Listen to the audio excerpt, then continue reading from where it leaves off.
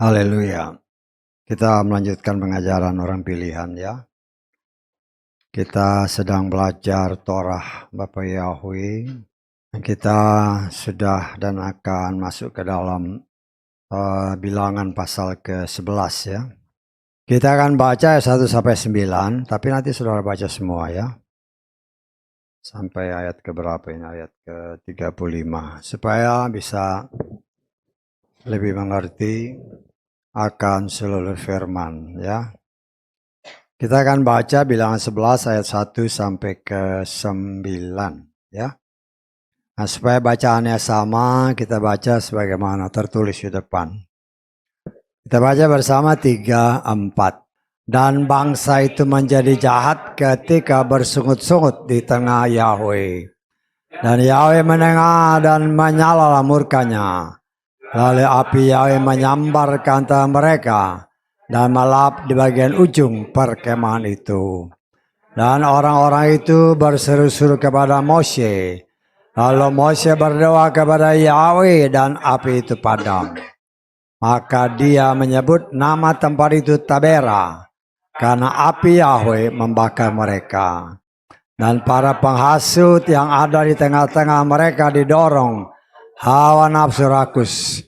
Dan Bani Israel juga berbalik dan menangis serta berkata, siapakah yang akan memberi kami makan daging? Kami ikat akan ikan yang kami makan di Mesir dengan cuma-cuma. Akan mentimun dan semangka, juga bawang putih, bawang merah, serta bawang putih. Tetapi sekarang selera kami kering. Tidak ada sesuatu yang apapun kecuali mana yang tampak. Dan mana itu seperti biji ketumbar dan kelihatan seperti getah damar. Dan orang-orang pergi berkeliling dan memungutnya, lalu menggilingnya dengan gilingan tangan atau menumbuknya di dalam lumpang. Dan merebusnya di dalam periuk, lalu membuatnya menjadi roti bundar. Dan rasanya seperti rasa minyak segar. Dan bersama turunnya embun di perkemahan itu pada malam hari. Mana itu turun ke atasnya. Amin. Silakan duduk ya. Kita lihat coba ayat keempat ya. Nah, saudara lihat ini. Saya baca terjemahan Lugas ya. Agak beda ya. Saudara lihat yang ditulis di depannya. Saya baca Lugas ayat keempat.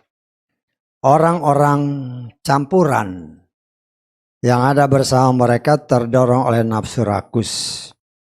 Sehingga Bani Israel kembali bersungut-sungut dan menangis, siapakah yang akan memberi kita makan daging ya. Kita melihat sini ya agak beda kan. Oh di sini kan nggak jelas kan. Para penghasut, siapa yang penghasut? Di sini jelaskan orang-orang campuran ya. Dan firman Tuhan memang berkata ya, kita sudah belajar di kitab Keluaran. Ketika bangsa Israel ini keluar dari tanah Mesir, maka banyak orang-orang yang mungkin juga sebagai budak di sana ikut bersama-sama keluar dengan bangsa ini ya. Kita lihat firman Tuhan di dalam Keluaran 12 ayat 37 dan 38 ya. Keluaran 12 ayat 37 38. Bani Israel berangkat dari Ramses ke Sukot, kira-kira 600.000 orang laki-laki yang berjalan kaki, belum termasuk anak-anak. Perhatikan ayat 38. Dan juga banyak orang yang berbaur pergi bersama mereka. Bahkan kawanan domba dan kawanan lembu serta ternak yang sangat banyak.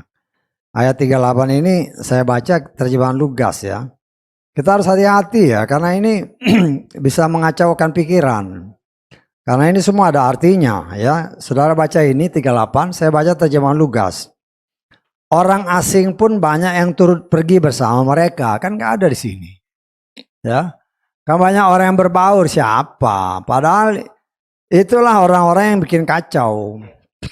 Ya, Orang-orang yang bikin kacau, dan kita melihat, kalau saudara perhatikan apa yang tadi kita baca di ayatnya yang ke-1 dari bilangan 11 tadi. Kan kalau dilihat begitu aja seolah-olah nggak ada apa-apa, cuman ya kita lihat di sini ya. Bilangan 11 bilangan pasal 11 ayat 1. Dan bangsa itu menjadi jahat ketika bersungut-sungut di tengah Yahweh. Nah, Yahweh mendengar, menyalalah murkanya, lalu api Yahweh menyambar ke antara mereka dan melahap di bagian apa? Ujung perkemahan. Artinya orang ini agak di luar perkemahan ya. Orang non-Yahudi nggak boleh bercampur dengan mereka. Karena kita sudah belajar kan dari setiap rombongan ini, siapa yang duluan, itu sudah diatur sama Tuhan. Baik dalam grup Yehuda, grup Ruben dan sebagainya itu ada suku-sukunya. Dan kalau dibilang di ujung perkemahan itu tanda tanya kenapa gitu loh. Ya, kemudian di ayat bawahnya jelas dikatakan menurut terjemahan Lukas itu orang campuran. Ya, jadi saya menafsirkan yang kenapa di ujung kemah itulah yang orang-orang asing ini yang waktu keluar dari tanah Mesir mereka nimbrung. Nah, itulah yang menjadi biang kerok bangsa ini. Ya itulah kenapa Tuhan melarang orang ini bercampur dengan bangsa-bangsa lain, karena bangsa-bangsa lain ini bisa membuat bangsa pilihannya tergoda. Akhirnya mereka turut bersungut-sungut. Ya, jadi kita harus perhatikan, makanya kita lihat, lu kenapa harus di ujung? Kan ujung perkemahan. Karena orang asing tidak boleh jadi satu grup dengan mereka. Nah, kita sudah belajar kan urutannya beberapa waktu yang lalu kan. Jadi grup pertama, grup si Yehuda. Grup Yehuda itu ada 3 suku. Kemudian Ruben ada 3 suku. Jadi semua sudah diatur. Dan orang-orang di luar, ya harus di luar. Karena itu ditekankan di sini, di ujung perkemahan. Ya. Dan bagi Tuhan orang-orang ini ya daripada merusak bangsa pilihannya, ya dibakar habis sama Tuhan. Murka Tuhan menyala, langsung dibakar habis. Ya. Nah, jadi kita belajar dari sini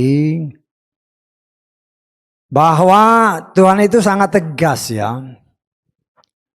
Tuhan tidak pernah mengajarkan kita untuk bersungut. Ya, apapun situasi kondisi yang ada, bangsa ini kan karena pengaruh dari bangsa luar, ya bersungut-sungut. Yang seringkali membuat persungutan itu ya adalah kebutuhan daging ya. Kebutuhan daging artinya makan minum, kemudian mungkin pakaian segala macamnya. Nah, kita sudah belajar dari firman Tuhan bahwa Torah ini adalah bayangan, tetapi wujud nyatanya adalah kegiatan daripada Yeshua. Ya, kita lihat di dalam kitab Matius pasal ke berapa itu? Pasal ke-6 ya. Ayat ke-25. Itulah sebabnya aku berkata kepadamu, Yeshua berkata, janganlah khawatir dengan jiwamu. Apa yang akan kamu makan dan apa yang akan kamu minum. Atau dengan tubuhmu apa yang akan kamu pakai. Bukankah jiwa itu lebih utama daripada makanan dan tubuh daripada pakaian. Nah, kita lihat di sini cara-cara Tuhan yang sangat luar biasa. Kita diajar untuk belajar Torah karena Torah ini adalah bayangan wujud nyata bagi kita orang-orang non-Yahudi.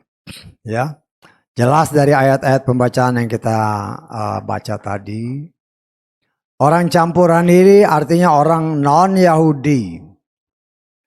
Seringkali dipakai oleh setan untuk mengacaukan iman orang pilihan. sehingga terjadi pemberontakan. Ya. Lah, hal itu kan sampai sekarang terjadi. Dan Tuhan atau setan mengetahui persis bahwa bangsa ini memang bangsa yang firman Tuhan katakan bangsa yang tegar tengkuk. Tegar tengkuk itu bangsa yang keras kepala, bangsa yang tidak mau, ya boleh dikatakan ditegur, ya.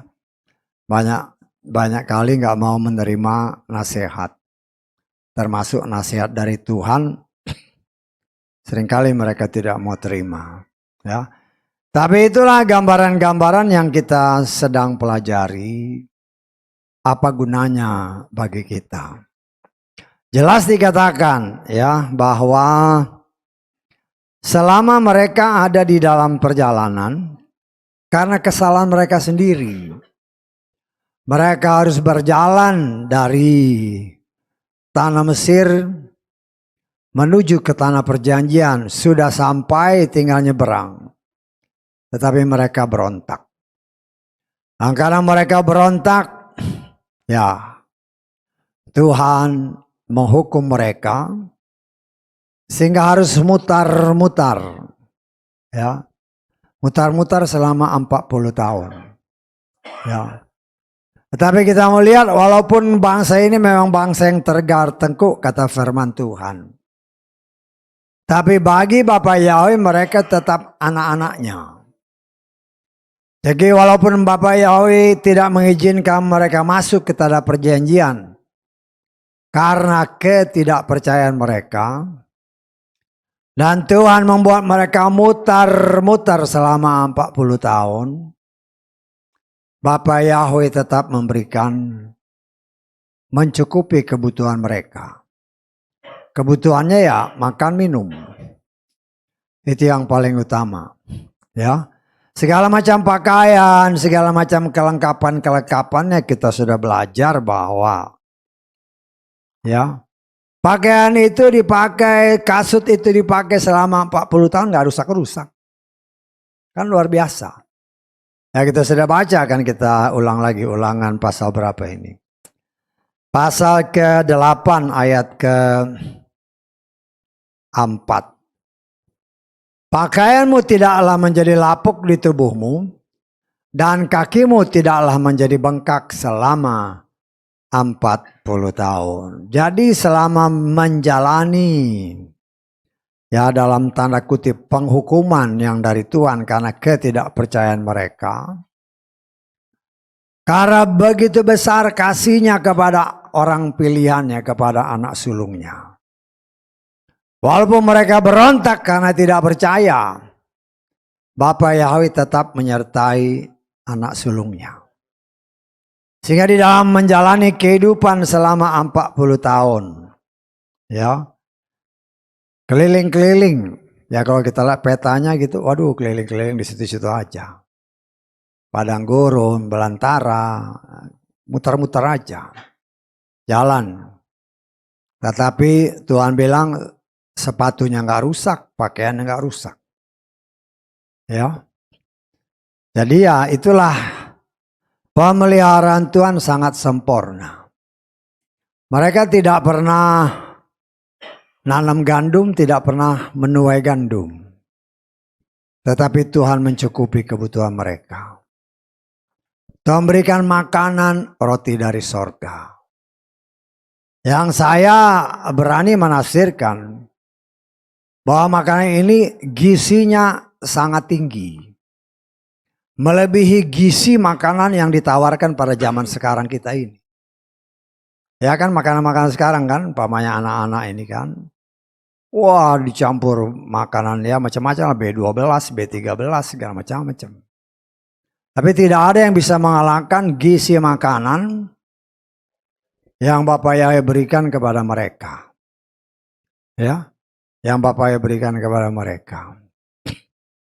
Dan ya banyak-banyak penafsiran juga, ya boleh aja sih orang-orang nafsirkan. Ketika ada orang bertanya, kenapa bangsa ini kok pintarnya di atas rata-rata? Ya, pintar yang di atas rata-rata. Ya, di iklan-iklan sekarang kan, kalau orang tua punya anak-anak, kalau mau mempunyai IQ yang tinggi, makanannya harus begini, begini, begini, begini. Kan di iklan suka gitu kan? Ya, ada juga yang tertarik, ya ada juga yang membeli, ya. Lah hal itu terjadi ribuan tahun yang lalu. Kurang lebih 3.500 tahun yang lalu ketika bangsa ini dipimpin oleh Moshe. Ya. Makanannya dengan gizi yang sangat luar biasa. Karena itu ada orang yang menafsirkan kenapa bangsa ini mempunyai IQ yang di atas rata-rata. Ya karena makanannya itu. 40 tahun nenek leluhur mereka itu makan makanan yang mempunyai gizi yang di atas pengetahuan manusia. Makanan dari sorga yang turun dari Bapa Yahweh. Yang mereka makan setiap hari. Ya, setiap hari. Nah, kita kan boleh aja nafsirkan. Makanan ini kan makanan yang paling sehat. Yang tidak pernah bisa diproduksi oleh manusia. Ya. Tetapi ya kita juga harus lihat banyak. Kan firman Tuhan bilang 600.000. Ya aman 600 berapa? 3.550 orang laki-laki yang dihitung. Ketika mereka keluar dari tanah Mesir, hanya 2 orang yang masuk. Terus yang mati gelimpangan itu, kalau kita menafsirkan makanannya sehat, mereka mati itu bukan karena sakit ya. Tetapi boleh dikatakan dalam tanda kutip, karena tulah Tuhan. Tuhan berkata, engkau tidak boleh masuk ke tanah perjanjian. Jadi saya bisa menafsirkan mereka mati itu karena tulah itu. Yang karena ketidakpercayaan mereka mati. Ya, mereka mati. Termasuk ya contohnya kayak Moshe. Moshe itu kan gak sakit. Harun itu gak sakit kan. Kan gak ada dibilang Moshe sakit.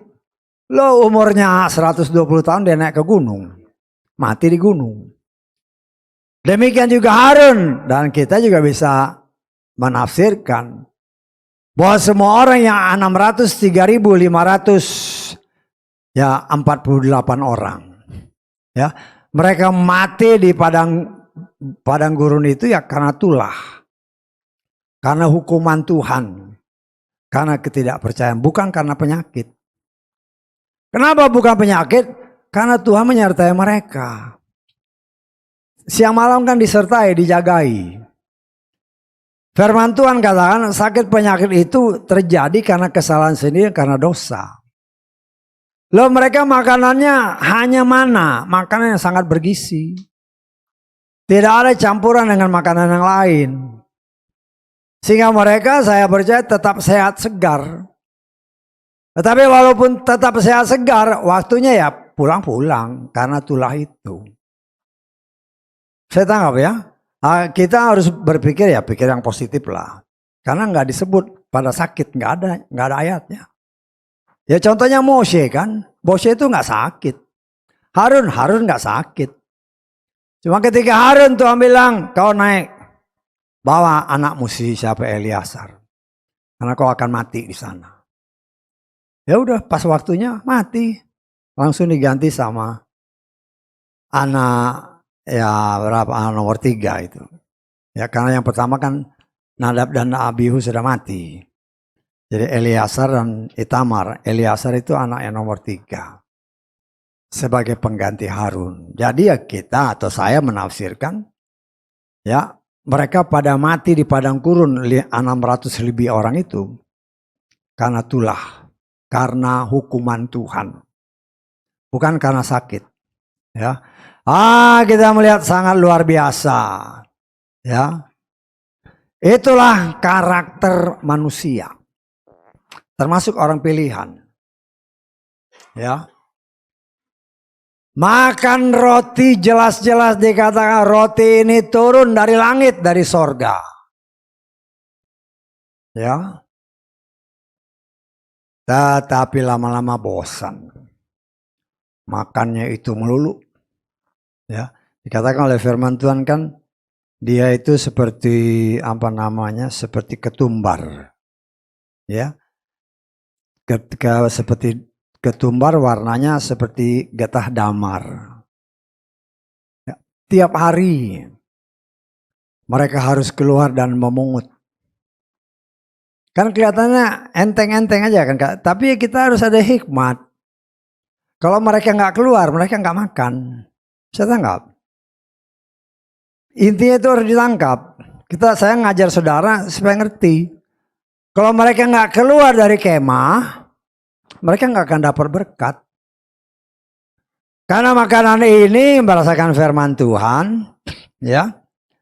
Itu dikatakan, kita lihat dalam Keluaran 16 ya. Keluaran 16 kita baca ayat 15 mulai. Bani Israel pun melihatnya lalu berkata seorang kepada yang lain, apakah itu? Karena mereka tidak mengetahui itu apa. Lalu berkatalah Mose kepada mereka, itu adalah roti yang telah Yahweh berikan kepadamu sebagai makanan. Inilah hal-hal yang telah Yahweh perintahkan. Kumpulkanlah darinya masing-masing sesuai dengan porsi makannya, 1 omer tiap orang sesuai dengan jumlah jiwa yang ada di dalam kemahnya. 1 omer itu kurang lebih 2 liter ya. Makanan sehari-hari. Makanan yang penuh gizi. Ya. Nah, saya percaya tidak ada satu makanan pun yang seperti itu sampai saat ini. Dan makanan itu memang sangat menentukan kualitas hidup orang. Karena itu ada banyak orang yang, ada orang yang menafsirkan. Itulah salah satu sebab orang Israel itu pinternya luar biasa. Karena dapat makanan khusus dari Tuhan. Yang membuat otaknya cemerlang. Ya walaupun ya banyak hal penyebabnya dia itu. Karena memang Tuhan bilang mereka adalah manusia yang istimewa. Yang khusus Tuhan pilih, ya namanya Tuhan yang pilih. Pasti yang menjadi yang terbaik. Tuhan pelihara mereka dengan sangat luar biasa. Ya, mana itu harus mereka kumpulkan setiap hari, bukan seminggu sekali ya. Jadi saya coba mengajarkan kepada saudara, dipikir dilihat, kenapa harus setiap hari? Ya. Untuk makanan mereka setiap hari 1 omer sekitar kurang lebih takaran kita itu 2 liter. Ya, pagi-pagi mereka sudah mungut. Karena kalau kesiangan udah cair dia, hilang. Begitu kena sinar matahari habis. Ya. Dan firman Tuhan berkata dengan jelas ya, bahwa makanan itu harus dihabiskan hari itu juga. Ya. Kecuali pada hari Sabat. Pada hari ke-6 mereka harus memungut 2 kali lipat. Kalau yang hari-hari biasa mereka coba simpan, besoknya busuk. Ya. Lalu kita harus menarik makna sebenarnya apa? Ya. Karena apa yang tertulis itu adalah bayangan. Tetapi wujud nyatanya adalah bagi saudara dan saya yang hidup pada zaman akhir ini. Ya. Loh, mana ini turun dari sorga? Ketika embun turun, ya mulai terhampar di tanah. Ya mereka harus mengumpulkannya. Ya, sesuai takaran Tuhan. Firman Tuhan katakan yang ambil banyak tidak kelebihan. Yang ambil sedikit tidak kekurangan. Menggenapkan apa yang Yesus katakan. Beri kami makanan yang secukupnya. Ya. Lah di sini kita melihat setelah pagi-pagi mereka keluar, kalau terlambat keluar udah gak ada makanan. Ya. Ketika mereka keluar, mereka pungut.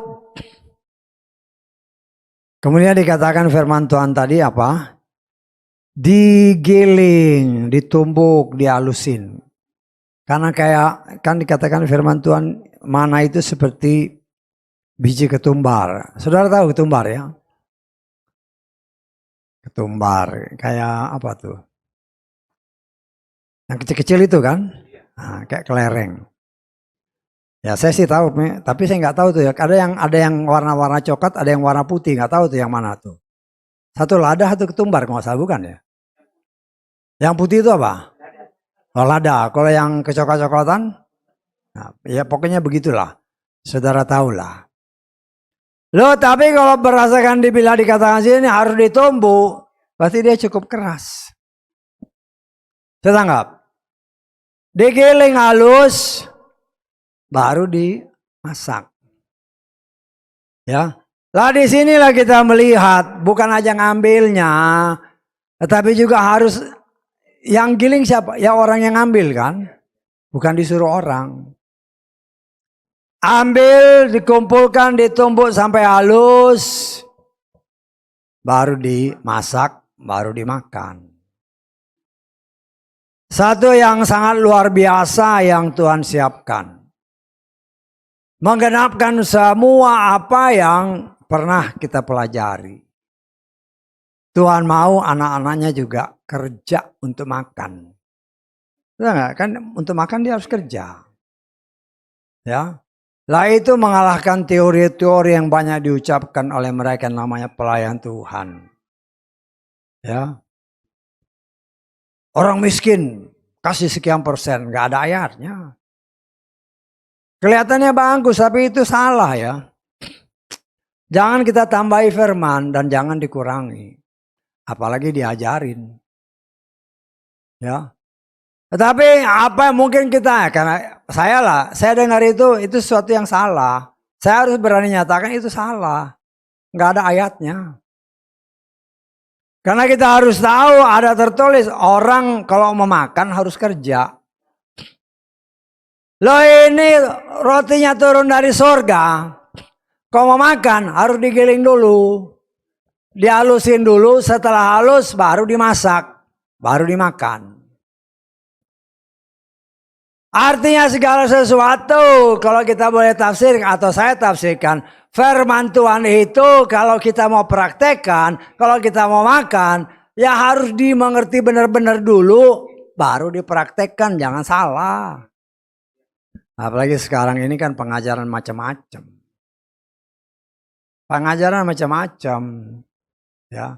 Jangan sampai kita ya banyak orang ya itulah karena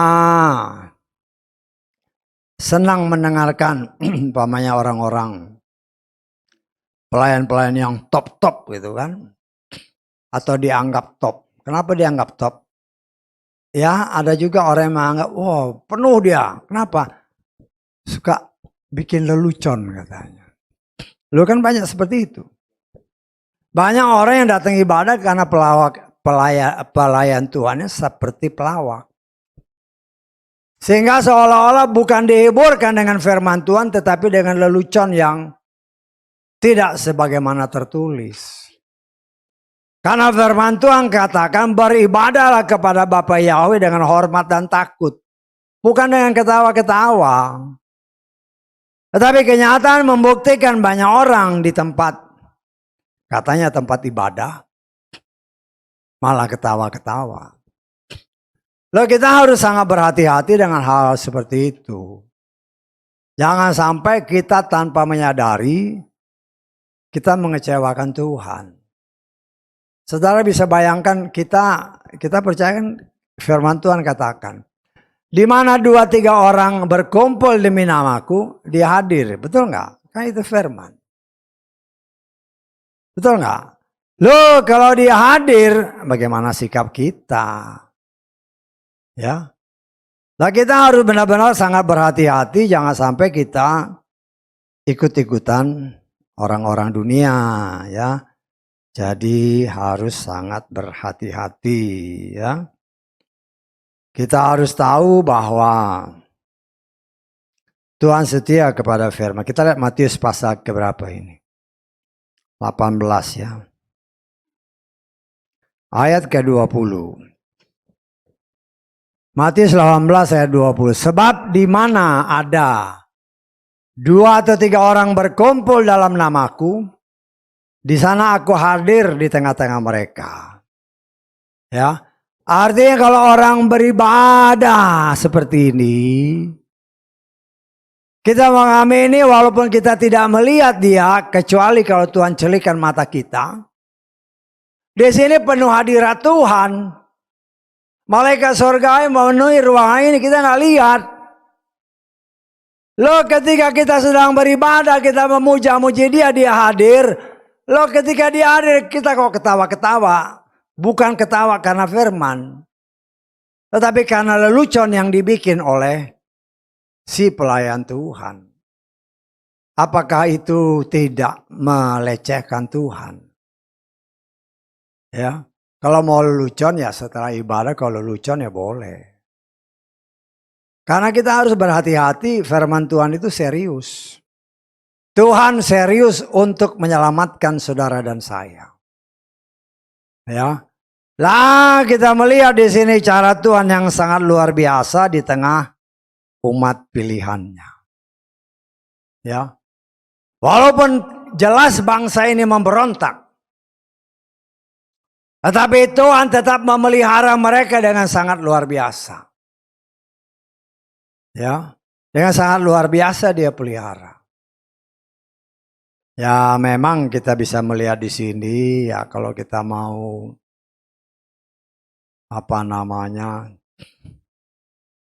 ya boleh kan kita berandai-andai.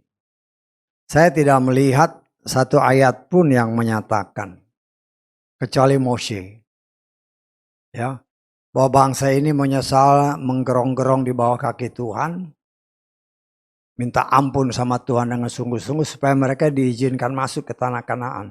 Kecuali Mose. Kecuali Mose. Tetapi yang lain nggak ada. Nggak ada ayatnya maksud saya. Karena itulah itu tetap berlaku terhadap bangsa ini. Atau sebagian besar bangsa ini. Karena pemberontakan mereka. Dan ya saya percaya itu juga bagian daripada, kalau saya boleh katakan, rencana Tuhan. Kok rencana Tuhan membinasakan? Bukan, untuk kasih lihat bahwa Tuhan itu tegas kalau engkau memberontak. Hukumannya mati. Hukumannya mati. Ya. Itulah Tuhan, dan kita belajar dari situ. Tuhan memang Maha Pengasih. Ada tertulis, ingat kasih Tuhan, tetapi ingat pula kekerasannya. Jangan sampai kita menganggap meremeh kasih Tuhan, sehingga senantiasa keluar dari mulut orang-orang yang mengaku diri percaya dalam tanda kutip, Tuhan kan Maha Pengasih. Memang Tuhan Maha Pengasih.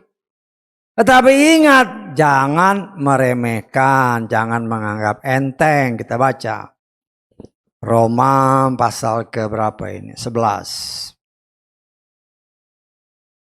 Ayat ke-22.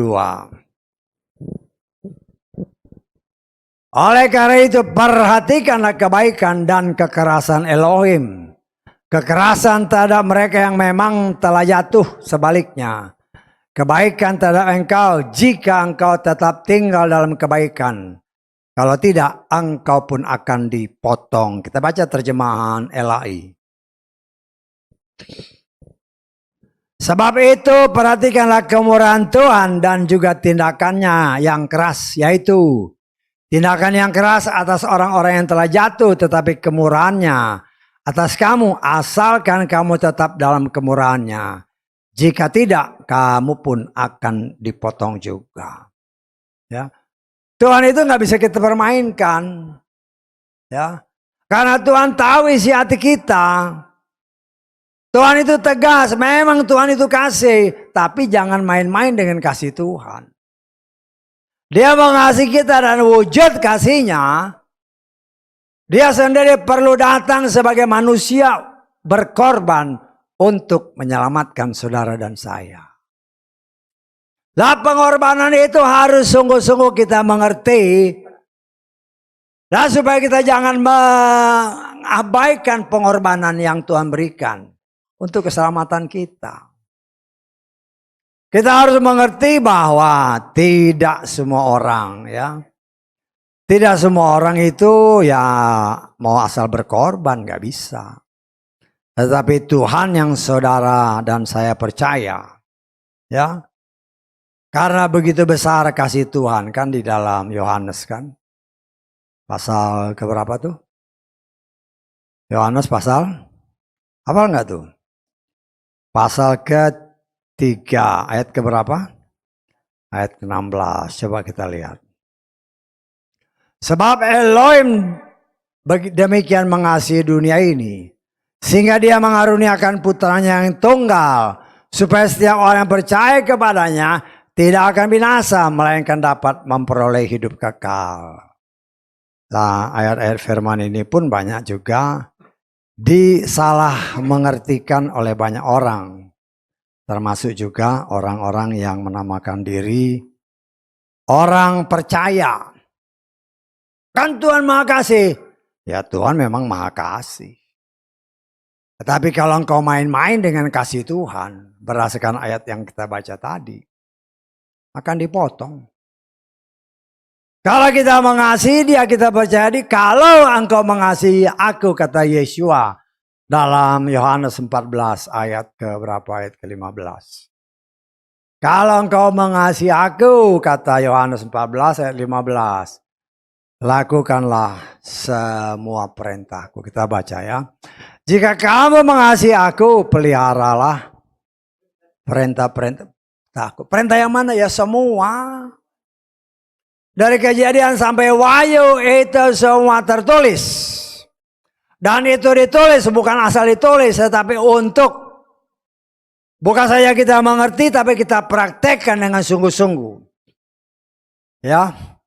Memang ada banyak tertulis orang-orang yang gagal, orang yang berdosa. Segala sesuatu itu ditulis sebagai pengajaran bagi saudara dan saya yang hidup pada akhir zaman ini. Ya, kata firman Tuhan di dalam berapa? 1 Korintus pasal ke-10.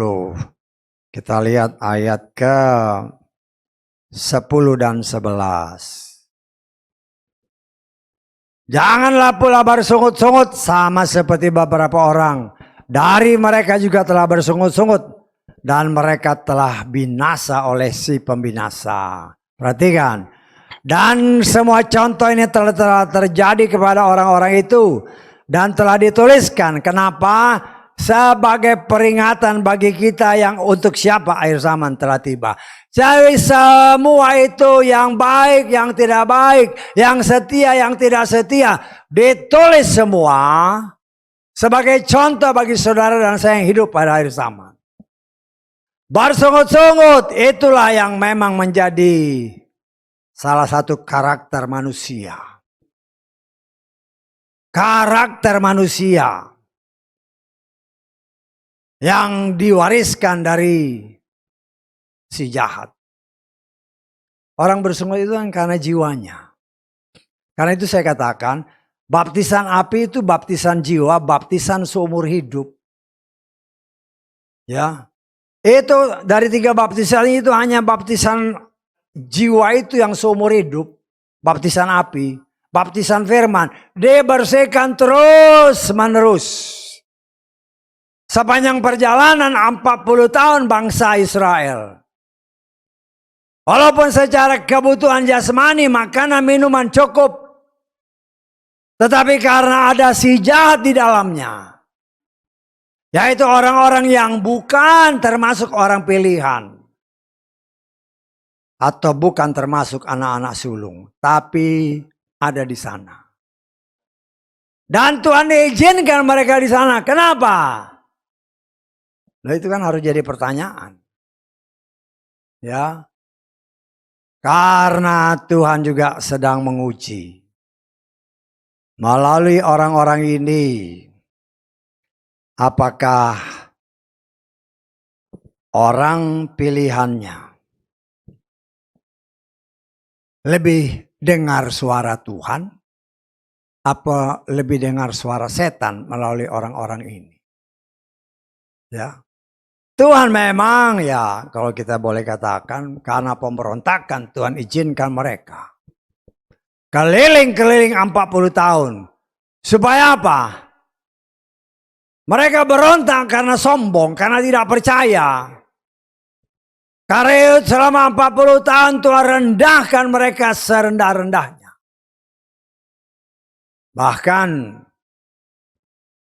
hanya 2 orang yang bisa masuk. Dari orang yang percaya yang keluar dari tanah Mesir. Laki-laki yang berumur 20 tahun ke atas. Hanya 2 orang yang masuk. Tuhan mau kasih lihat. Orang seperti Moses sekalipun. Hanya ya kalau saya tafsirkan kesalahannya sedikit aja. Tetapi bagi Tuhan. Apalagi dia seorang pemimpin. Langsung tidak boleh masuk. Berengek-rengek dia minta ampun. Minta supaya diizinkan masuk. Tuhan bilang gak usah diomongin lagi itu. Ya kata kasarnya, gak usah ngomongin itu lagi. Engkau gak bakal masuk, gak masuk.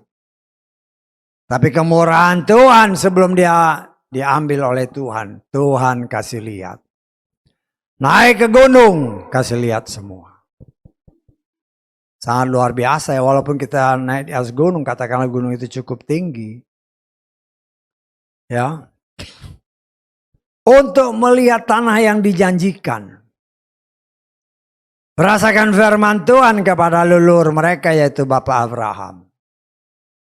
Ya. Dari sungai di Mesir, ya kita bisa katakan ya sungai Nil lah ya.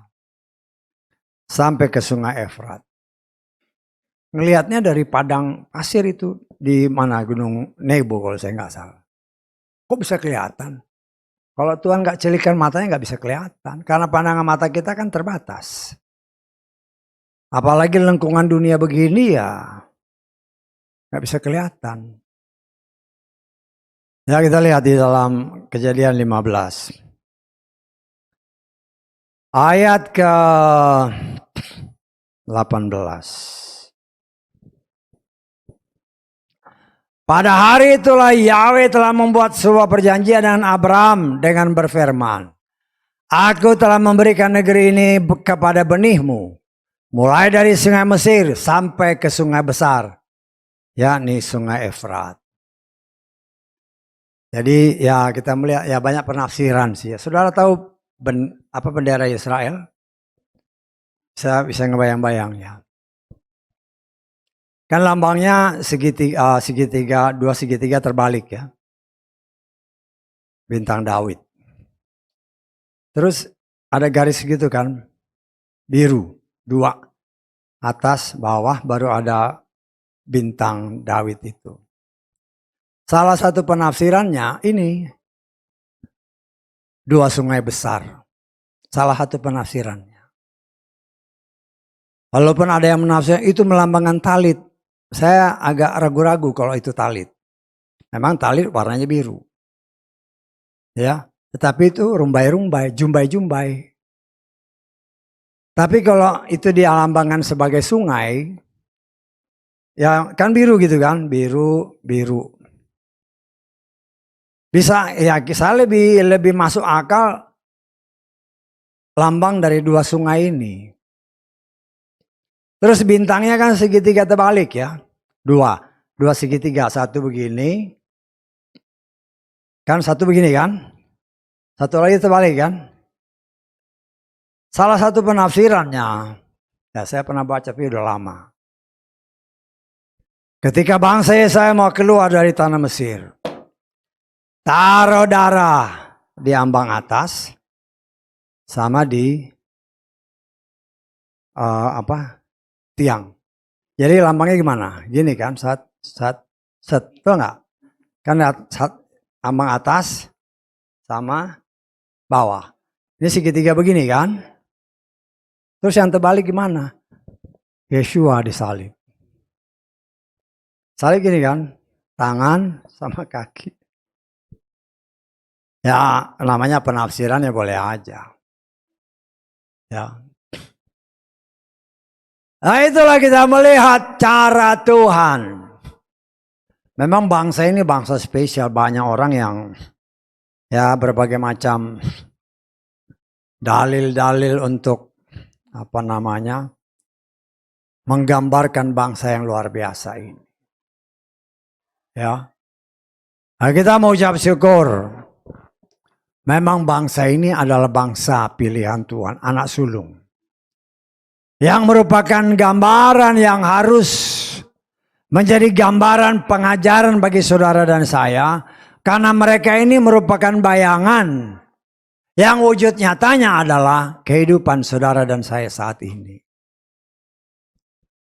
Dan kalau dikatakan bangsa ini ketika mereka keluar dari tanah perjanjian, ada bangsa lain yang masuk campuran. Walaupun dalam peraturan bangsa Yahudi, bangsa ini tidak boleh campur.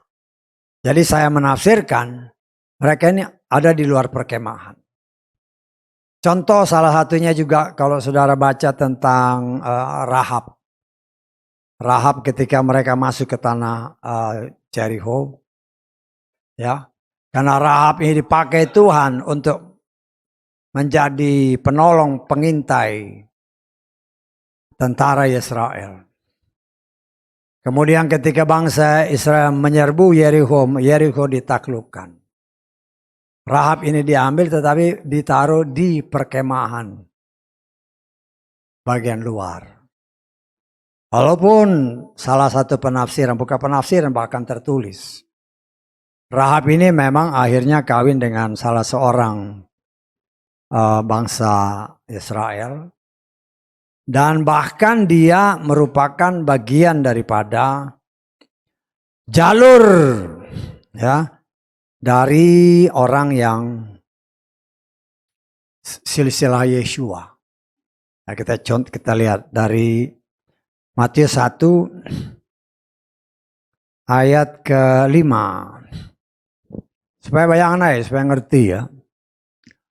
Salmon memperanakan Boas dari Rahab. Jadi Boas itu anaknya si Rahab. Boas ini kawin dengan si Rut kan, melahirkan Obed dan seterusnya. Kalau kita lihat silsilah ini campuran-campuran. Ya. Yang akhirnya itu kan nanti melahirkan si siapa? Pada akhirnya si suaminya Maria, si Yusuf. Lah banyak orang juga, yang namanya orang percaya. Yeshua itu nggak ada silsilahnya. Lo baca firman itu yang benar, jangan sampai salah. Yeshua itu berdasarkan garis silsilah keturunan, memang akhirnya ke si Yusuf. Tetapi nggak ada sedikit pun benih Yusuf di sana. Tapi karena Maria ini istrinya Yusuf dan garis silsilah itu turun dari seorang laki-laki dari keturunan Israel, makanya dikatakan dia anak Yusuf. Tetapi harus ingat Yesua tidak ada sedikit pun benih Yusuf. Karena jelas dikatakan dalam kitab Lukas bahwa Maria ini karena kemurahan Tuhan dinaungi oleh kuasa Tuhan, dia hamil. Jadi jangan sampai salah ya. Apalagi banyak sekarang ini kan penafsiran macam-macam. Ya. Ya kadang-kadang ya orang percaya ditanya. Ya seperti yang beberapa kali kita juga sudah mendengar ya. Kan ada orang-orang yang bertanya. Kalau dia Tuhan, kenapa dia harus mati? Suka dengar itu enggak? Lo jawab anak Tuhan, oh ya karena untuk menebus dosa. Lo ingat bahwa saya sudah pernah ngajarin berkali-kali. Dan kalau itu ada pertanyaan seperti itu, ini saudara harus ingat baik-baik. Firman Tuhan berkata, Yeshua itu akan menghakimi orang yang hidup dan yang mati. Artinya sejak zaman Adam sampai akhir zaman dia akan hakimi. Berdasarkan firman Tuhan. Tetapi Yesus sendiri berkata, bukan aku yang menghakimi. Tetapi firman yang aku katakan itu yang akan menghakimi. Saya tangkap. Lo orang yang hidup sebelum Yesus nggak pernah dengar Injil atau kabar baik. Karena itu Yeshua itu setelah dia selesai melaksanakan tugasnya bagi orang hidup, dia harus mati. Untuk apa? Untuk memberitakan Injil bagi orang yang mati. Bisa tangkap maksud saya? Ketika dia beritakan orang yang percaya itu pasti selamat. Kita baca 1 Petrus pasal ke-4. Ya, ini saya harus melengkapi saudara supaya ngerti ya, karena banyak orang, ya banyak juga pendeta-pendeta yang nggak bisa jawab, cuma oh dia penebus, oh lihat firman lah, jangan asal, ya memang dia ada 2 tugas ya, bagi orang hidup dia selesai, karena itu dia harus curahkan darahnya, dia mati. Loh kenapa dia harus mati? Karena dia harus menginjili orang mati. Bisa tangkap nggak? Kita lihat di 1 Petrus pasal 4 ayat, kita baca ayat ke-5 mulai. Mereka akan memberikan pertanggungjawaban kepada dia yang siap menghakimi yang hidup dan yang mati. Orang yang hidup dan yang mati akan dihakimi. Saya tangkap ya. Sebab untuk itu pula lah Injil telah diberitakan di antara orang mati. Orang yang mati sebelum Yeshua dimunculkan, itu tidak pernah dengar Injil. Saya tangkap. Karena itu Yeshua harus mati. Setelah tugasnya untuk orang yang hidup selesai, maka dia harus mati untuk memberitakan Injil bagi orang yang mati sebelum dia muncul. Saya tangkap. Kenapa? Karena dia akan menghakimi orang yang hidup dan yang mati. Dan itu dihakimi, kata Yohanes pasal ke-12. Ayat ke berapa itu? Ayat ke-47 dan 48. Jika seorang mendengarkan firman-Ku dan dia tidak percaya, perhatikan ya, aku tidak menghakiminya, sebab aku datang tidak untuk menghakimi dunia, melainkan untuk menyelamatkan dunia. Perhatikan ayat 48. Siapa yang menolak aku dan tidak menerima firman-Ku, ia mendapatkan dia menghakiminya. Siapa? Firman yang telah kuucapkan, dia itulah yang akan menghakiminya. Karena itu orang yang sebelum Yeshua muncul belum pernah mendengar Injil. Yeshua datang, harus mati dia, harus dari alam roh dia memberitakan Injil bagi orang yang belum pernah mendengar. Karena itu kita sudah baca dalam kitab Matius kan, ketika dia bangkit, kuburan kan kebuka semua. Orang-orang yang menerima firman, ketika Yesus naik, dia juga naik. Bisa tanggap? Ya kita baca lagi. Ya hal seperti ini kelihatannya sepele ya. Tapi saya kadang-kadang dengar orang menjawabnya, kenapa Yesus harus mati? Menjawabnya karena dia harus menembus dosa. Tidak cukup situ. Tugasnya untuk orang yang hidup sudah selesai. Karena itu dia harus mati. Kenapa? Dia harus beritakan Injil bagi orang yang mati sebelum dia muncul. Karena firman itu harus diberitakan. Karena firman yang diberitakan itu dari Kejadian sampai Wahyu, itulah yang dapat menyelamatkan kalau orang-orang melakukannya. Bisa tangkap ya? Jadi jangan sampai salah tangkap. Matius pasal ke 27.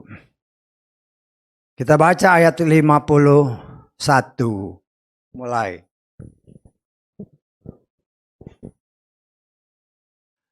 Lihatlah, tabir di tempat suci terbelah menjadi 2 dari atas sampai ke bawah. Bumi terguncang dan bukit-bukit batu terbelah. Perhatikan. kuburan-kuburan terbuka, banyak tubuh orang-orang kudus yang sudah meninggal dibangkitkan. Setelah keluar dari kuburan sesudah kebangkitannya, mereka masuk ke dalam kota kudus dan menampakkan diri kepada banyak orang. Ya. Jadi kita melihat di sini firman Tuhan memang sangat luar biasa. Ya. Dan nanti orang-orang ini, orang-orang yang percaya, ketika dia naik, kita lihat Efesus pasal keempat, ayat ke-8. Oleh karena itu, dia berkata, seraya naik ke tempat tinggi, Yesua, dia menggiring tawanan dan memberikan kepada mereka pemberian. Orang yang tadinya ditawan, orang yang mati, kan ditempatkan di satu tempat khusus. Ya ada namanya Seol ya segala macam lah. Tapi tempat itu memang sudah disiapkan. Ya nggak nyebar dia, walaupun matinya satu di Amerika, satu di sini. Tapi ketika dia mati ada satu tempat. Di satu tempat Tuhan datang ke situ, dia beritakan Injil. Yang percaya akan firman, walaupun dia sudah mati, rohnya dibangkitkan. Tuhan sanggup untuk memberitakan Injil bagi orang mati. Karena itu dia harus mati, beritakan Injil bagi orang mati yang mati sebelum dia. Kalau yang mati sesudah dia, itu nggak diperhitungkan. Bisa tanggap? Jadi jangan, kalau ada orang bertanya, saudara sudah tahu jawabnya. Kalau jawabannya, oh dia mati untuk menebus dosa kita, itu hanya separuh. Kalau saya dosennya, saya kasih dia 50. Karena jawabannya kurang tepat. Tugasnya sebagai juru selamat untuk orang yang hidup sudah selesai. Karena itu dia mati untuk apa? Memberitakan Injil bagi orang yang mati. Supaya orang yang mati sebelum dia mendengar Injil, kalau mereka percaya, kata kita Matius tadi, dia akan keluar. Bahkan menampakkan diri di kota kudus. Lah ketika Yesua naik merasakan Efesus ini, ya memang gak disebut di Kisah Rasul kan. Yang kelihatan kan hanya Yesua yang terangkat. Tapi berdasarkan ayat ini, dia terangkat bersama dengan orang-orang yang telah percaya dan diselamatkan. Saya tanggap. Ya. Jadi memang dia datang untuk menyelamatkan, menebus kita. Tapi kalau jawabannya cuma seperti itu hanya separuh. Dan banyak orang menjawabnya seperti itu. Walaupun pendeta jawabnya seperti itu, dia mati ya untuk menyelamatkan kita. Itu hanya separuh. Dia mati itu karena banyak orang di luar sana. Kok Tuhan mati? Itu yang tidak dimengerti banyak orang. Dia mati untuk memberitakan Injil bagi orang mati yang sebelum dia muncul. Saya tanggap. Jadi jangan sampai kita ya ikut-ikutan orang dunia jawabannya kayak gitu. Saya berkewajiban untuk menerangkan kepada saudara supaya paling sedikit ngerti, nanti diolah lagi di rumah. Benar gak sih kata si gembala itu? Tapi jangan keluar dari firman ya. Karena 1 Petrus tadi jelas dikatakan, Yesua itu menghakimi orang yang hidup dan yang mati. Karena itu dia harus pergi mengunjungi orang yang mati sebelum dia muncul. Supaya orang yang percaya pun mereka akan selamat. Lah di sinilah kita melihat luar biasanya Tuhan. Setiap firman itu memang diberikan dengan cuma-cuma oleh Bapa Yahweh kepada bangsa Israel. Dan bangsa Israel ini untuk mendapatkan makanan, untuk mereka hidup, mereka harus keluar, mereka harus cari, mereka harus berusaha. Setelah mereka mendapatkannya, diolah dulu baik-baik, digiling baik-baik, dimasak baik-baik, baru dimakan. Jangan mentalan aja. Dan banyak orang ya mentalan aja. Apa yang diajarkan termasuk dari saya, jangan mentalan aja, diolah lagi, ini benar nggak ini? Saya tidak mau menyesatkan orang. Jadi saudara juga tangkap ini benar nggak katanya? Kalau itu sesuai firman, sesuai tertulis, jangan kau tolak.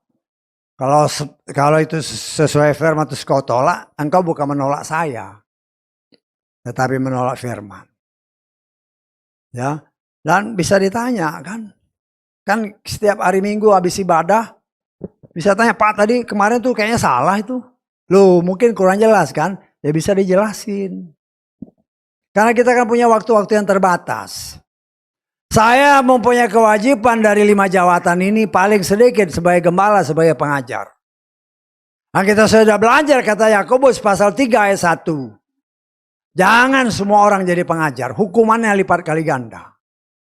Itulah salah satu sebabnya Moshe ketika dia berbuat salah, Tuhan bilang gak boleh masuk. Ya gak masuk, walaupun dia mungkin menangis-nangis, berseru-seru. Tidak, karena hukumannya 2 kali ganda, dia sebagai pemimpin. Lah saya sebagai pelayan Tuhan belajar untuk tidak sampai salah. Walaupun kadang-kadang ya keseleo lidah. Tapi kalau begitu saya dengar keseleo lidah yang ngomong aja salah saya. Supaya dibetulin. Ya jadi jangan sampai kita pengetahuan yang salah dianggap kebenaran. Buat iman orang banyak melenceng. Firman Tuhan tersedia, kita udah gampang, nggak perlu lagi keluar pagi-pagi kan. Hanya masalahnya bangun pagi, engkau cari firman yang tertulis atau cari makanan di meja. Nah, itu yang harus jadi tanda tanya. Tuhan mau yang istimewa, mau yang pertama, bukan yang kedua. Ya. Karena itu ketika engkau masih Tuhan kasih hidup, ketika engkau dicelik ke matamu, Tuhan terima kasih masih hidup. Berdoa mengucap syukur. Paling sedikit mengucap syukur. Masih hidup. Masih bisa duduk, masih bisa berdiri, masih bisa makan. Karena itu dikata mengucap syukurlah dalam segala hal. Tetapi banyak anak Tuhan lupa hal itu. Apalagi kalau di depannya sudah berkat-berkat yang sudah tersedia di depan pintu. Lupa, padahal segala sesuatu itu dari Dia, oleh Dia, dan untuk Dia. Ya, kita diajar oleh Tuhan, utamakan Dia dalam segala hal. Memang bentuk kasih Tuhan, Dia beri kepada kita kebebasan. Mau pilih yang mana? Dan kalau saudara baca ayat-ayat selanjutnya, orang seperti Moshe pun masih bisa mengeluh. Kurang lebih 2 juta orang harus dia layani. Dengan berbagai macam permasalahan, pergumulan, tantangan. Setiap hari datang, mungkin 1 hari dia pakai lebih daripada 12 jam untuk melayani bangsa Israel dengan berbagai macam pergumulan. Ya wajar kalau orang seperti Moshe yang namanya manusia. Dia mengeluh, Tuhan terlalu berat bagiku. Terlalu berat bagiku Tuhan. Dan apalagi ya kalau saudara baca di ayat-ayat selanjutnya, ayat 10 dan seterusnya. Ya. Ketika Tuhan marah melihat bangsa ini bersungut. Ingat ya, Tuhan tuh gak mau kita bersungut-sungut. Mengeluh dengan berbagai macam alasan. Kalau ada permasalahan, ada pergumulan, jangan bersungut. Tetapi datang di hadapan Tuhan, terima kasih. Engkau izinkan ini terjadi apapun juga. Saya percaya Tuhan tidak pernah meninggalkan saya sendiri. Tuhan pasti sudah siapkan jalan. Itu janjimu, kata 1 Korintus. Pasal keberapa? Loh ini ayat-ayat firman udah sering kali kasih lihat ya. Supaya saudara ingat. 1 Korintus pasal 10 ayat ke-12. Ayat ke-13. 13. Pencobaan tidak pernah menimpa kamu kecuali yang manusiawi. Dan Elohim itu setia. Perhatikan. Dia tidak akan mengizinkan kamu dicoba di atas apa yang kamu mampu. Sebaliknya, perhatikan baik-baik. Bersama cobaan itu dia juga akan membuat jalan keluar. Agar kamu sanggup menanggungnya. Apapun tantangan permasalahan yang Tuhan izinkan terjadi dalam hidup kita. Ingat ayat ini. Kalau kita tahu mengucap syukur, maka mata kita dicelekkan sehingga kita melihat sesungguhnya jalan keluar sesuai janjinya. Sudah disiapkan. Tetapi kalau kita ngotot mengeluh terus, marah-marah sama Tuhan, ketutup semua. Karena itu Tuhan ajarkan kepada kita, jangan bersungut-sungut. Namanya manusia hidup di tengah dunia yang memang dikuasai oleh si jahat. Si jahat itu berusaha melemahkan iman kita dengan berbagai macam tantangan, masalah, pergumulan, cobaan-cobaan. Supaya apa? Supaya kita menyangkali dia, karena Tuhan benci orang yang bersungut. Setan tahu persis bahwa Tuhan yang kita sembah tidak suka kalau orang-orang bersungut, apalagi anak-anaknya. Karena itu setan ini memang karena dunia dikuasai oleh setan. Dia berusaha dengan berbagai macam permasalahan. Supaya apa? Supaya anak-anak Tuhan, umat pilihannya, anak adopsi, mengeluh. Karena mengeluh membuat Tuhan marah. Karena Tuhan marah dibinasakannya. Tetapi Tuhan mengajarkan, mengingatkan saudara dan saya. Pencobaan itu tidak akan melebihi kekuatan kita. Kalau kita mengucap syukur, mata kita dicelekkan. Dia sesungguhnya sudah buka jalan. Saya tanggap. Tetapi apa yang terjadi ketika bangsa ini mengeluh? Tuhan banyak dibinasakan oleh Tuhan. Firman Tuhan katakan setelah dididik oleh Tuhan, kira-kira 80 tahun, Mose ini menjadi orang yang paling lembut hatinya di seluruh muka bumi. Ketika dia melihat Tuhan membinasakan saudara-saudaranya, dia sedih. Dia sedih, kenapa begitu? Akhirnya dia mengeluh, Tuhan tolonglah. Dan Tuhan tahu memang seorang manusia punya keterbatasan.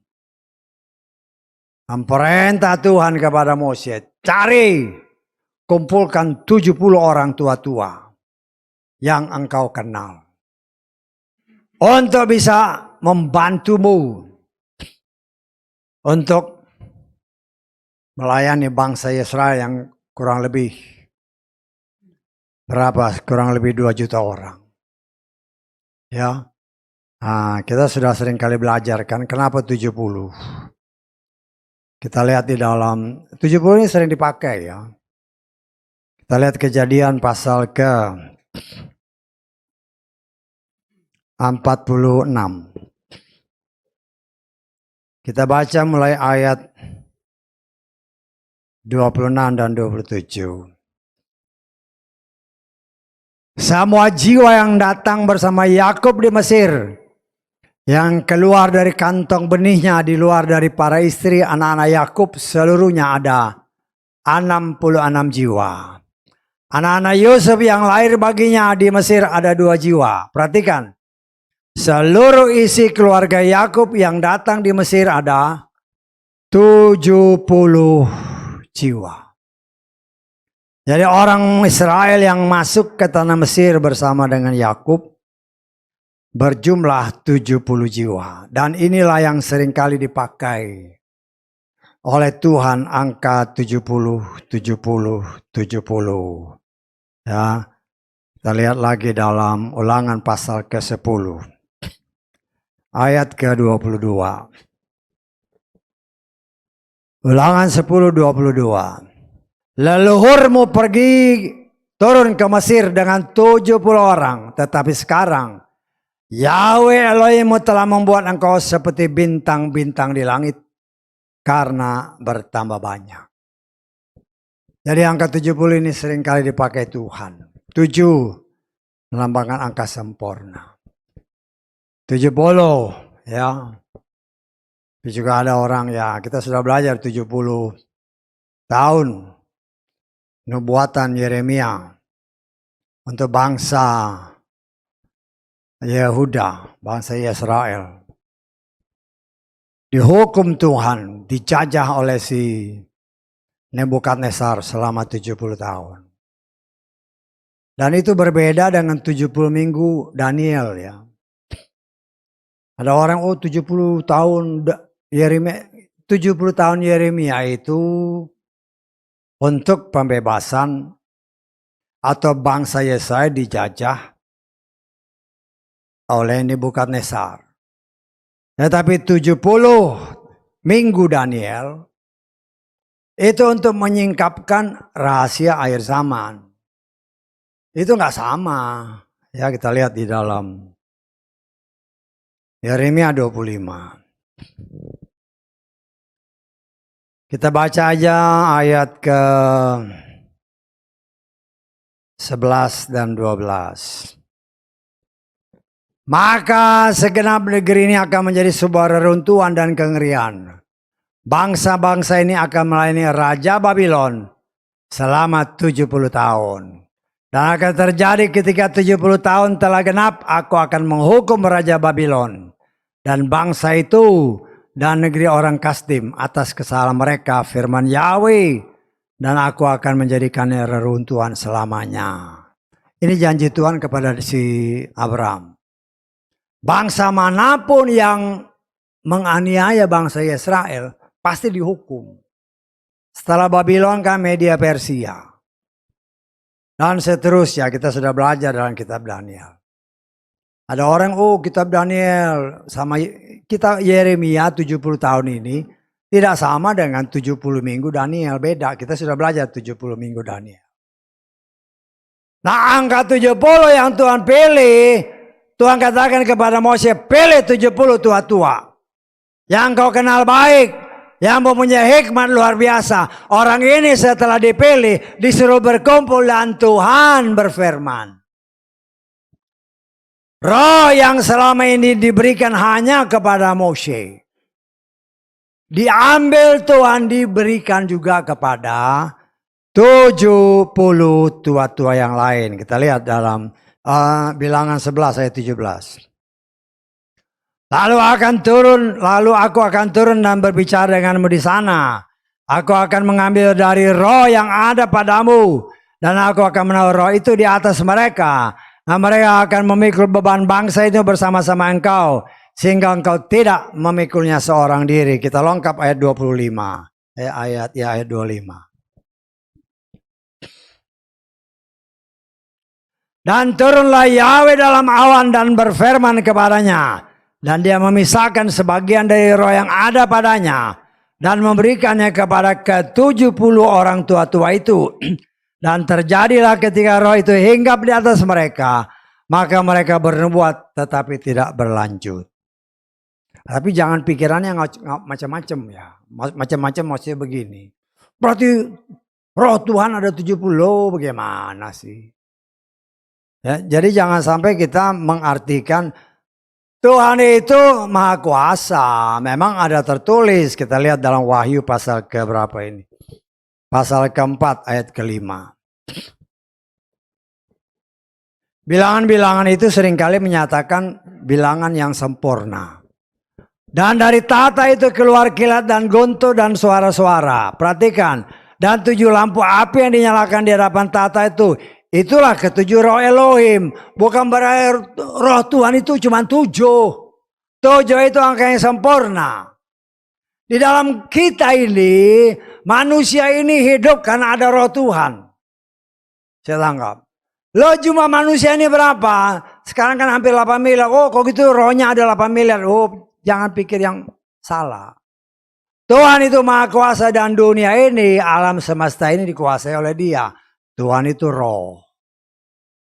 Ya, kita diajar. Ya mungkin kita juga punya permasalahan seperti Mose. Di dalam menangani masalah, aduh kok berat Tuhan. Ya, ngomong sama bapak kita, ngadu. Tuhan, aku punya masalah ini. Setangkap. Kan tadi Mose, kalau saudara baca ayat 10 dan seterusnya. Mose mengeluh ya bukan mengeluh artinya lapor, Tuhan berat aku nih. Aku menangani sekian banyak orang. Bukan berarti Tuhan gak mengerti, Tuhan sangat mengerti. Dan ketika Mose mengajukan permohonan, Tuhan kan langsung jawab, diberikan 70 orang. Kenapa 70 orang? Saya menafsirkan. Karena dari 70 orang inilah asal muasal munculnya keturunan Yakub. Dari 70 orang menjadi sekian juta orang. Menggenapkan janji Bapa Yahweh kepada Abraham. Keturunanmu akan seperti bintang di langit banyaknya. Kenapa yang lain tidak disebut? Hanya 603.550 orang laki-laki yang berumur 20 tahun. Dan keturunan Imam Lewi itu 22.000 orang kalau saudara baca seterusnya dalam kitab Bilangan. Kenapa yang perempuan tidak disebut? Yang laki-laki tidak disebut, anak-anak. Karena jumlahnya seperti bintang di langit. Supaya jangan kita ngaur-ngaur pikirannya. Katanya jumlahnya seperti bintang di langit. Buktinya bisa dihitung. Bisa tanggung sama saya. Karena itu Tuhan tidak sebut detail. Yang umur 19 tahun ke bawah, dia nggak kasih tahu. Yang perempuan nggak dikasih tahu. Supaya kita ngerti bahwa apa yang Tuhan firmankan, keturunanmu seperti bintang di langit, itulah yang masuk ke dalam kita. Dia maha kuasa, dia sanggup melakukan. Dan kalau kita mempunyai problema yang sama, atau yang mirip-mirip seperti si Moshe, datanglah kepada Tuhan kita. Kalau datang dengan ucapan syukur. Datang bukan dengan tangan kosong, tapi dengan pujian, penyembahan, pengagungan. Kemudian rendahkan diri di bawah kaki Tuhan. Permasalahan boleh datang. Ya, permasalahan boleh datang dan kita sudah belajar. Kita mencontohi salah satu contohnya. Tuhan perlihatkan kepada kita Daniel. Walaupun dia menghadapi tantangan maut, berani dia menyembah kepada ilah lain, hukumannya mati. Masuk ke dalam gua singa. Tetapi Daniel, dia mengutamakan Tuhannya. Kita baca satu ayat terakhir.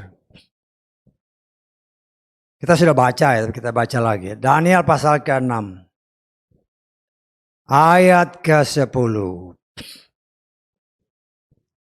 Dan ketika Daniel mengetahui bahwa maklumat itu telah ditandatangani, pergilah dia ke rumahnya, dan jendela-jendela kamar atasnya terbuka ke arah Yerusalem.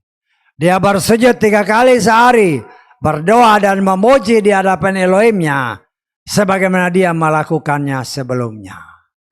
Padahal kalau dia melakukan ini, dia dihukum mati. Tapi dia nggak peduli. Kalau memang karena ibadah kepada Dia yang kudus, upahnya mati. Dia siap mati. Tetapi Tuhan melihat hati Daniel. Dan ada tertulis, Daniel adalah orang yang sangat dikasihi.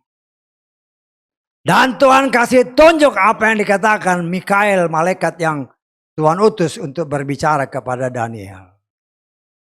Memang dia dimasukkan ke dalam gua singa. Tetapi Tuhan kasih lihat orang yang setia.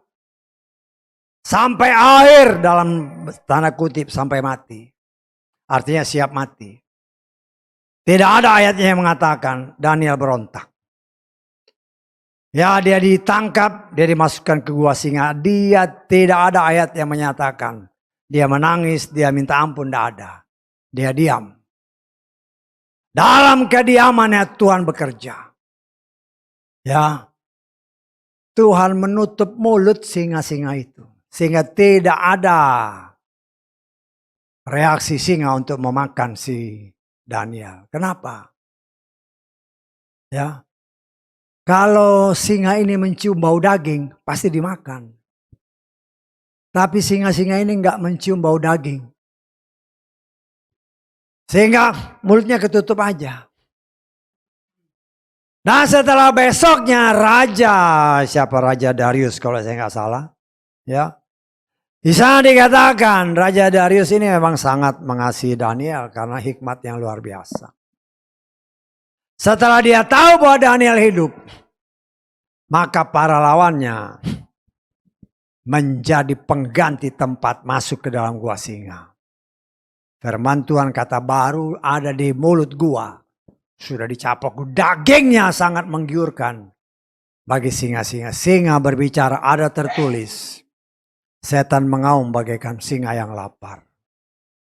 Tapi kalau engkau dan saya bertindak mengambil sikap seperti Daniel, berdiam diri, ada tertulis dia memuji Tuhan, menyembah Tuhan, memusatkan dirinya berkiblat kepada bait yang kudus.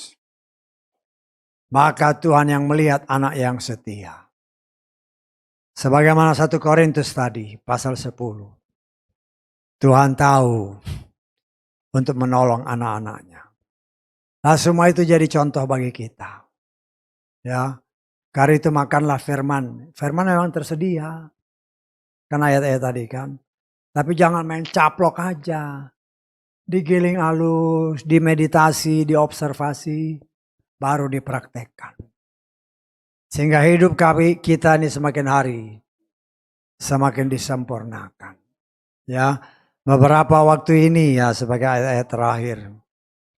Kita kan mempunyai, ya saya berdoa kepada Bapak Yahweh. Kita sekian banyak orang. Tingkat iman kita berbeda-beda. Betul nggak? Tingkat iman kita berbeda-beda. Ya umpamanya 100, katakanlah 100% sini. Ada yang mungkin masih 10%. Ada yang mungkin masih udah 50%. Ya, bayangan ya, jangan bilang saya nilai-nilai ini kan ya kayak supaya kira-kira lah. Ada yang mungkin sudah 70-90%. Ya. Saya berdoa Tuhan, saya berdoa. Waktunya sudah semakin dekat Tuhan. Saya percaya Tuhan punya cara bagi umat ini dengan cara Tuhan supaya rangkaian ibadah kita ini, rangkaian ibadah maksudnya puji-pujian penyembahan kita, doa-doa kita, pembacaan firman, pelayanan kita, satu rangkaian, malah rangkaian ibadah ini pertumbuhan iman kita sama-sama dipercepat sehingga ketika dia datang menjemput kita semuanya memiliki iman yang sama. Bukan omong kosong, ada tertulis, kita baca Mazmur 147 ayat ke-15. Dan dia menyampaikan firman-Nya ke atas bumi. Firman-Nya berlari dengan sangat cepat. Kita baca Roma 9 ayat 28. Roma 9 ayat 2. Karena seraya menggenapi firman itu. Dan apa? Mempercepatnya dalam kebenaran. Maka Tuhan akan membawa firman yang telah dipercepat di atas bumi. Doa, saudara juga berdoa. Kita tingkat level, ya kita menafsirkan. Level iman kita itu berbeda-beda. Dan waktunya Tuhan tidak akan robah. Kita memang gak tahu. Tetapi level iman yang tidak rata ini, Tuhan sanggup mempercepat pertumbuhan iman kita berdasarkan ayat-ayat tadi. Supaya ketika dia datang, semua mempunyai level iman yang sama. Yang layak untuk diangkat oleh Tuhan. Karena itu berdoa dengan sungguh-sungguh. Haleluya, amin.